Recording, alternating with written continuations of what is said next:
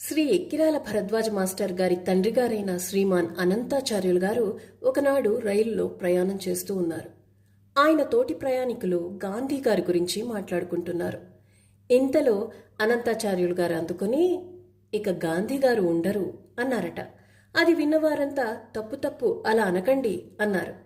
కానీ మరుసటి రోజు మధ్యాహ్నం రేడియోలో గాంధీ గారు హత్య చేయబడ్డారు అనే వార్త తెలిసింది.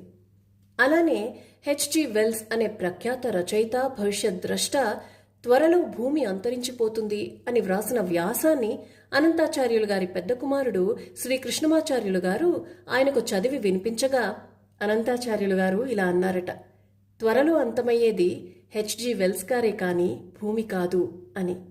సరిగ్గా ఆనాటికి 3వ రోజున హెచ్జి వెల్స్ గారి మరణ వార్త తెలిసింది. నిజమైన భవిష్యత్ ద్రష్ట ఎవరో ఈ పాటికి మీకే అర్థమై ఉంటుంది.